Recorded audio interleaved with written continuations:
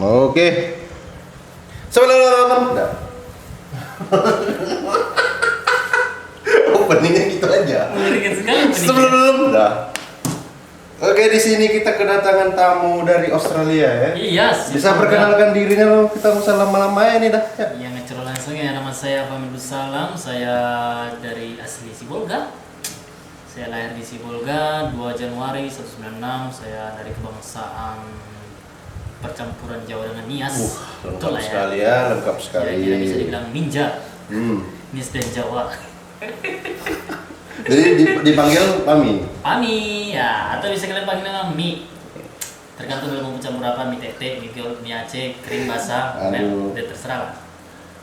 Pami ini teman lama sebenarnya, cuman jarang jumpa karena kesibukan masing-masing ya, Mi. Ya, kita sibuk. Jadi kesibukannya apa nih, Mi? Sekarang ini sibuknya sebagai pedagang ikan. Toke lah ya, toke ikan. Belum. Masih newbie lah. Newbie. Newbie. Sejak kapan jual-jual ikan begitu ya? Bukannya kau dulu bukan tertarik di bidang ikan ya? Iya, aku dulu itu nggak tahu masalah ikan. Tuh. Jadi sebelum ikan itu, sebelum sini masa lalu ya, sebelum corona itu aku tahu itu ada janji Januari masih di Jakarta. Oh, sempat juga di Jakarta, Mi? Enggak, jadi sebelum di Jakarta itu masuk ke Medan, itu Medan udah tahu Maret masuk ke Medan itu Maret. Situlah mulai dilibur-liburkan sekolah ya kan. Dari tanggal 29 ke 18 April. Jadi Maret ke April itu mulai goyang usaha. Ya kan, di Medan itu aku buka usaha Dorsmer. So, sempat di Dorsmer. Di Dorsmer itu aku ada 3, ada di William Iskandar, di Ban SPN Sempali, sama di Kampung Lalang. Nah, jadi gara-gara Om Corona kita datang, yang sudah anniversary yang kedua tahun ini, alhamdulillah ya. Ya balik ke kampung lah jatuh-jatuhnya ya kan. Apa yang mau dicuci? Manusia di Medan tak ada. Anak kampus pada pulang semua. Benar. Ya kan? Benar. Perekonomian pada Berarti sekarang melanjutkan ke ikan. Jadi kita semenjak vakum dari Dorsmer nyampe ke Sibolga lagi bulan 4. Habis itu sempat vakum sebulan. Lalu belajar masalah ikan di bulan 5-nya udah mulai. Berarti ikan ini terinspirasi dari siapa nih? Gak ada. Berarti langsung memang otodidak ikan. Auto mobile. Jadi yang pengen ini masalah ikan bisa langsung tanyakan ke boleh, Pami. banyak. Selagi masih ada ikan-ikan yang bisa dikeringkan, dijual. Yang pengen mengulik tentang ikan gimana, ikan asin, ikan lainnya, bisa hubungin ke Pami. Kemana ke kontak IG-nya? Fahmi Tanjung 98. Fahmi Tanjung 98. Ya, itu nama IG ya. Ya, bisa ditanya-tanya di situ, Mi ya. Boleh, DM nanti kita kasih nomor WA. Berarti udah ngirim kemana aja nih? Aku paling jauh ke Pekanbaru. Baru. Paling jauh. Terus? Medan. Itu. Medan sering. Berarti masih sekitar Sumatera apa ya? Masih Sumatera lah, Sumatera Posok sisik lah. Situ aja. Berarti kemana-mana di ikan ini omset udah lumayan, Mi ya? Sebenarnya omset ada. Omset ya kan? ada. Di balik omset utang juga ada. Berarti pahit manisnya kehidupan tuh lah ya. Lebih pahit banyak. Manisnya di ujung-ujung. Berarti udah jauh lah melalang buana tentang dunia perikanan ini ya. Enggak juga, Cuk. Sebenarnya karena mengisi kesibukan tapi ada nikmatnya. Apa itu nikmat? Coba bisa dijelaskan dulu ke teman-teman. Nikmatnya jadi penjual ikan itu apa? Pedagang ikan itu gini. Coba ceritakan dulu. Pertama kita itu lebih banyak berkawan yang pada beda umur. Beda kisah. Beda perjalanan. Beda derita. Jadi kita mengkaji semuanya, mensurvei semuanya ya kan. Menyaring semuanya, terakhir kita dapat untungnya. Ya, untungnya itu berarti kita harus melakukan hal itu supaya jadi begitu ya kan. Jadi kita bisa memanage bagaimana untuk efek kedepannya. Kalau kita ngambil sekian berapa. Contoh nih, kapal turun nih, datang. Ikan itu satu kapal itu kita bilang 1 ton. Dilelang, ya kan? Oh, sistem perlelangan juga. Dilelang dulu, ya kan? Nah, habis dilelang nanti barulah siapa yang pemenang harga paling tinggi, ya kan, ambil. Nah kalau misalnya dia mau ngirim, berarti dia harus survei dulu dong, mana di surveinya kan. Benar-benar. Ya jadi beratnya di situ semuanya, survei. Tergantung survei, misalnya kita kirimlah selimpuan ya kan, harga modal berapa, kita buat harga modalnya itu 10.000 per kilo. Berarti kan estimasi mulai dari ongkos kirim, surat ini, surat jalan, sampai ke selimpuan. Berarti kita yang nyiapin semuanya. Yang siapin, jadi barulah harga di selimpuan itu berapa mereka sama. Berarti sistem perikanan tuh kayak gitu. Ya kira-kira gitulah. Berarti kira-kira ini bakal bisnis jangka panjang atau bisnis jangka pendek nih ke depannya nih? Kalau jangka panjang itu tergantung modal dan utang. Modal utang. Siapa yang berani mengutangkan sama saya? Nggak ada niat ngambil bisnis yang lain gitu atau apa gitu? Untuk sementara saat ini kalau bisnis itu cuma pertama kan atau ekspedisi, kita main ekspedisi, ada pengiriman, dan sekarang itu masih kami ada terikat vendor sama salah satu bank bank Salah satu daerah. ya, bank daerah lah ya. Bank daerah. Jadi kita suplai mulai dari seluruh Sumatera Utara yang ada kantor cabangnya, kita suplai logistiknya. Udah main bank ya kan ini. Tapi mulai itu aja, baru itu aja kita vendornya tahu. Berarti belum sampai yang lain-lain gitu ya. Jadi kesibukannya jual ikan aja. Jual ikan kalau misalnya ada ikan kering, ikan kalau lagi berangkat kapal ya kan berarti kita main ikan kering nih. Datang kapal berarti kita main ikan basah. Berarti bedanya sebelum ada corona dan ada corona itu apa? Pendapatan berkurang atau makin bertambah atau ikan tuh makin lama makin rame gitu? Jelaskan aja ke penonton. Begini ya. Terkadang kalau kita mengambil buruknya atau mumetnya, memang banyak orang mengatakan itu semuanya gara-gara corona. Ya kan? Benar. Kayak gitu. Benar. Tapi kalau kita ngambil nikmatnya berarti kita ada tantangan baru. Yang jadinya coba dulu yang main ikan ini apa enggak bisa, karena kan pada dasarnya orang pasti akan di rumah aja. Iya benar. Nggak bisa keluar kan. Benar. Berarti misalnya daya beli itu kan meningkat. Ya kan, orang pasti akan stok banyak, mulai dari bahan makanan, ya kan, bahan pokok dapur segala macam. Berarti kan ikan meningkat dong. Iya. Kebutuhan pakannya meningkat. Ya jadi kita coba naik ikan. Ikan ya.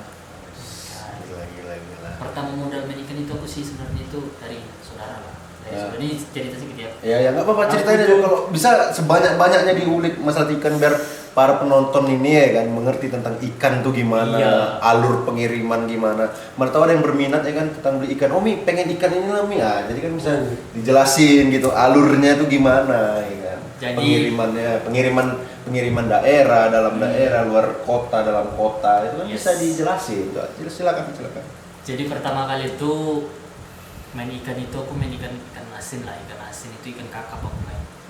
Nah aku nggak tahu masalah kayak mana jualnya, bagaimana belinya, di mana ngambilnya, ya kan, nol ya kan, nol sama sekali. Jadi nggak ngerti apa. Sama kayak waktu masih di Dorsmer, nol.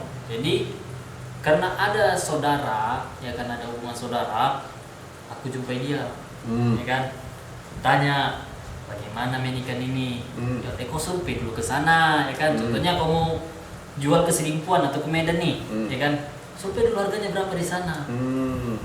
Sistem survei. Baru kau cari, ambil dari Sibolga, misalnya kau mau ngambil dari Sibolga, contoh lah ikan kakap, aku kan main kakap ya kan.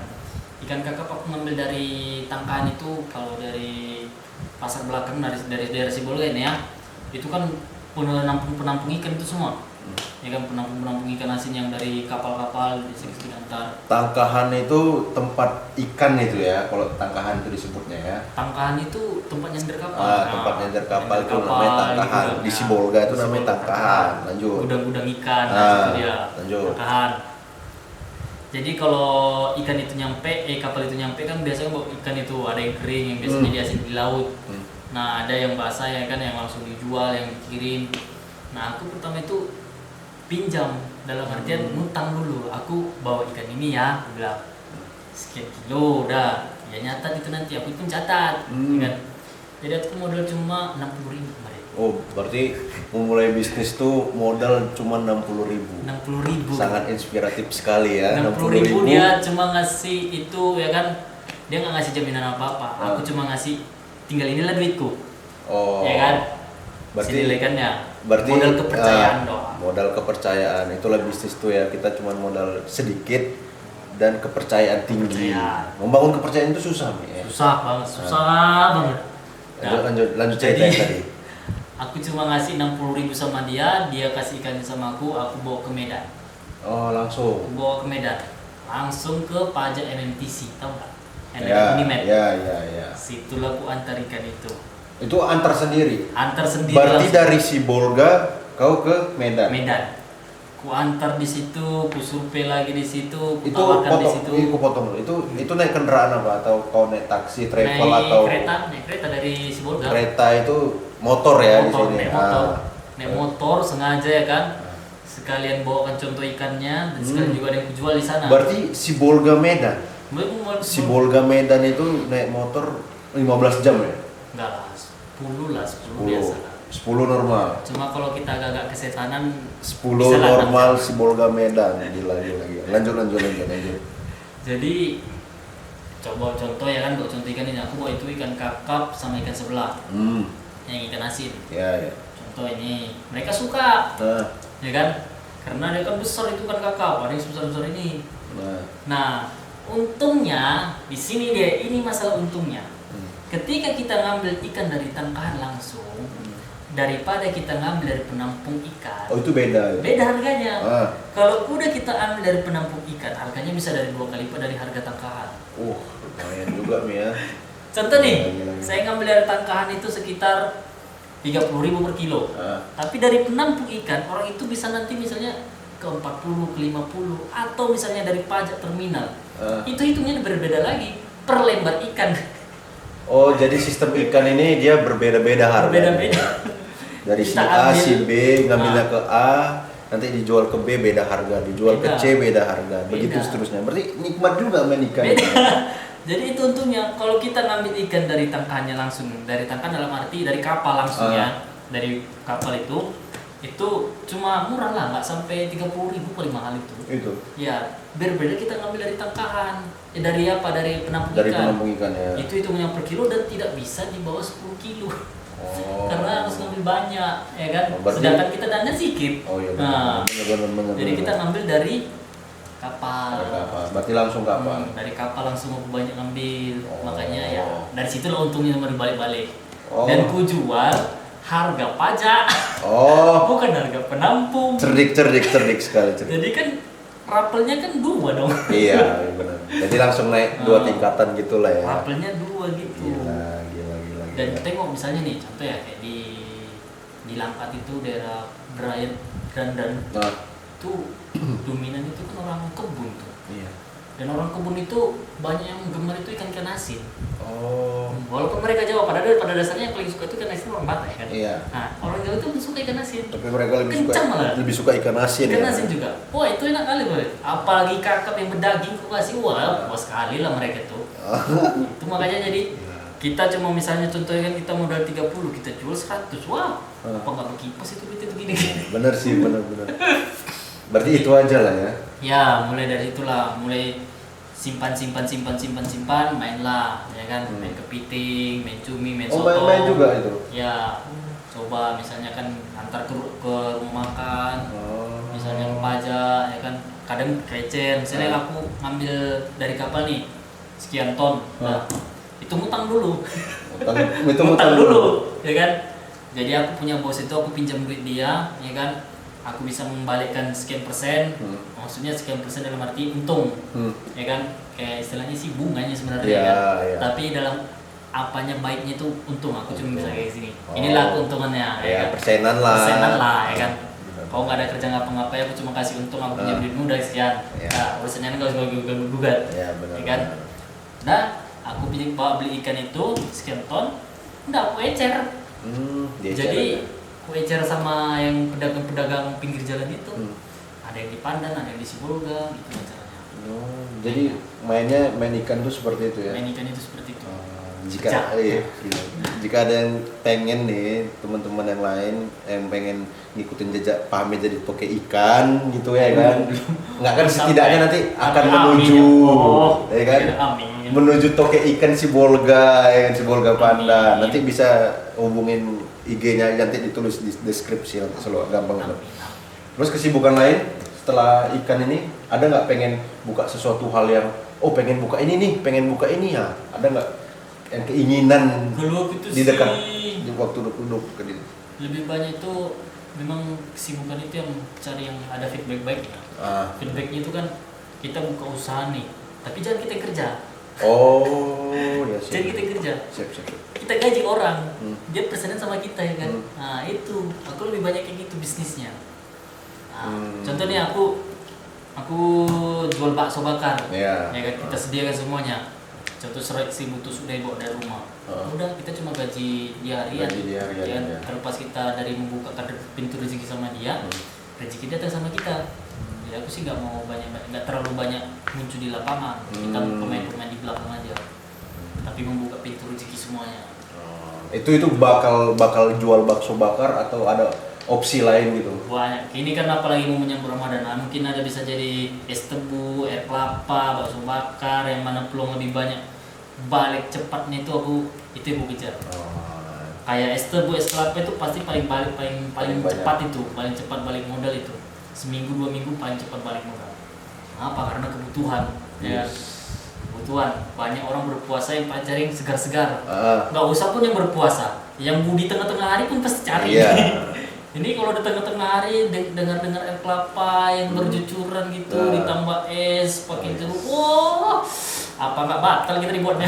Karena di Sibolga ini kan tempatnya agak-agak panas gitu, jadi kan panas, cocok. angin kencang, mantap juga. terik, kalau jual-jual air kelapa itu di sini kencang banget, bang itu. Berarti air kelapa, air tebu.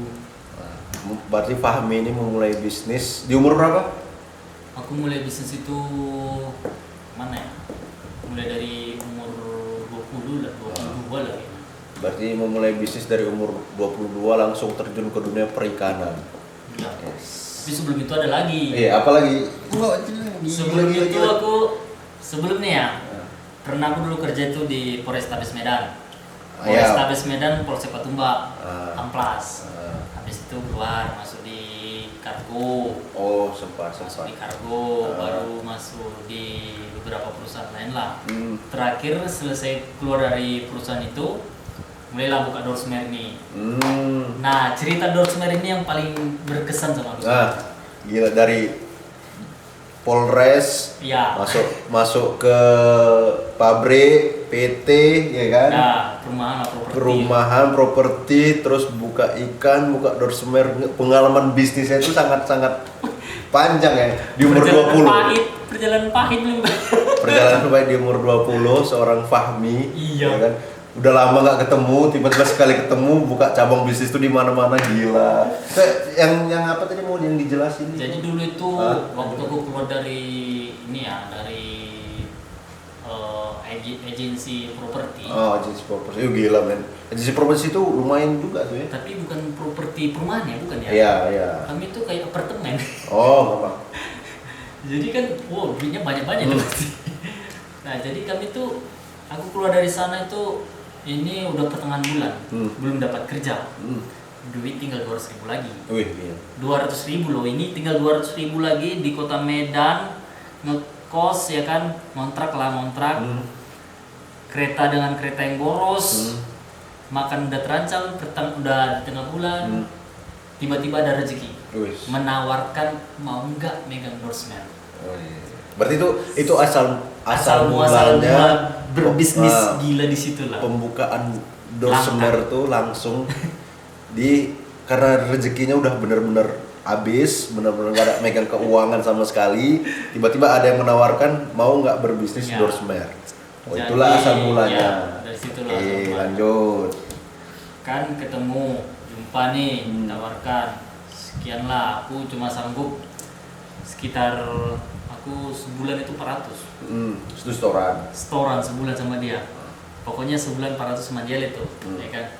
Yang sisanya sama aku. Jadi dia tuh mulai menyediakan mesin dari dia, Oh, ya kan.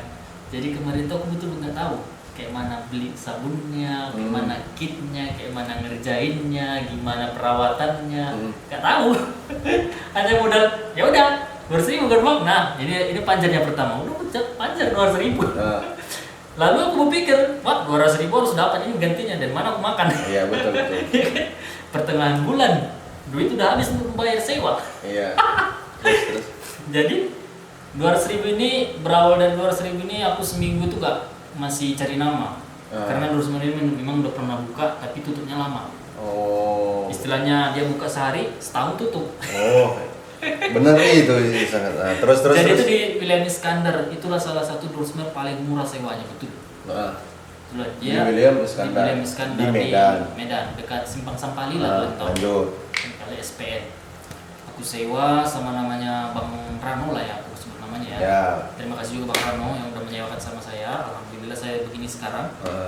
Ya kan? Makasih ya Bang Rano ya kalau nonton. Kalau nonton, Kalau nggak nonton ya nggak tahu aja gitu kan. Juga. Bang Rano banyak dunia ini. Ya, Bang Rano dia. Ya. Lanjut. Jadi aku sewa, aku kira itu aku cuma nyewa lapak. Rupanya aku dikasih mesin. Oh. Aku Terus? dikasih mesin, aku dikasih ember, aku dikasih sikatnya. Pokoknya tinggal pakai lah 200.000 yang sebulan itu pertama kali. Karena memang ada kian barangnya. Nah. Jadi aku sambil tanya-tanya, aku cari-cari lah. Rupanya untung Dorsmer ini gila sebenarnya. Langsung.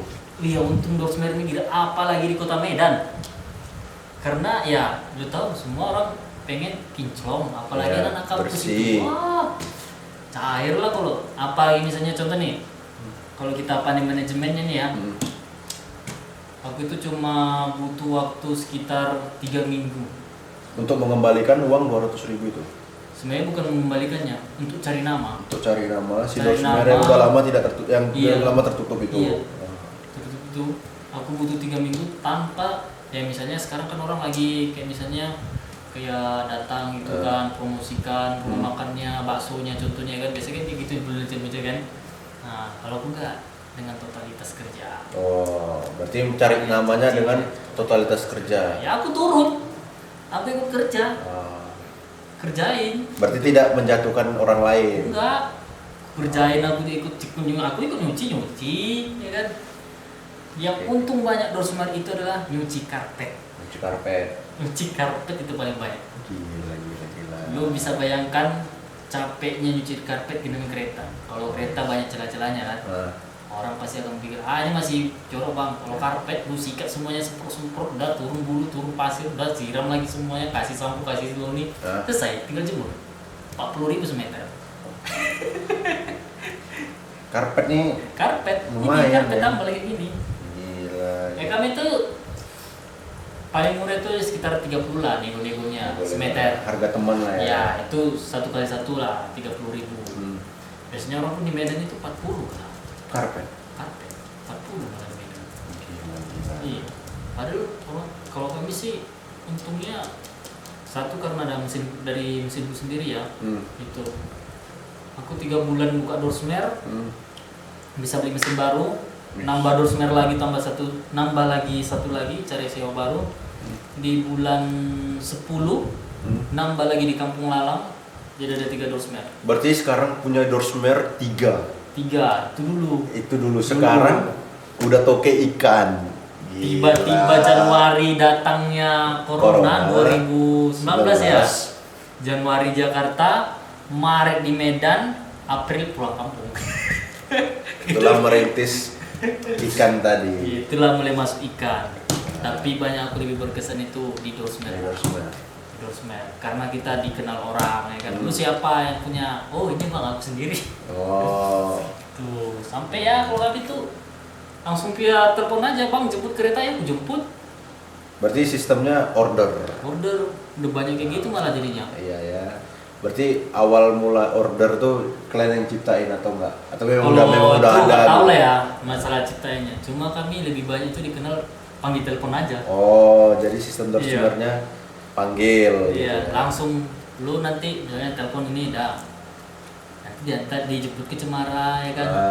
Kalau nggak Berarti kupotong ya. Berarti seluruh kota Medan gitu atau enggak? enggak Atau lah, memang ada kalau jarak-jarak tertentu? Jarak lah. kalau sampai ke Padang Bulan kan lucu juga kami jemput. Ngeri juga Ya kan, itu. kan mana tahu nih. Berapa bayar deh? Ada orang yang pengen jemput di Petisa ya kan, Oh, ada yang iya. pengen di Sukarame. Bang jemput bang, siap meluncur ya kan.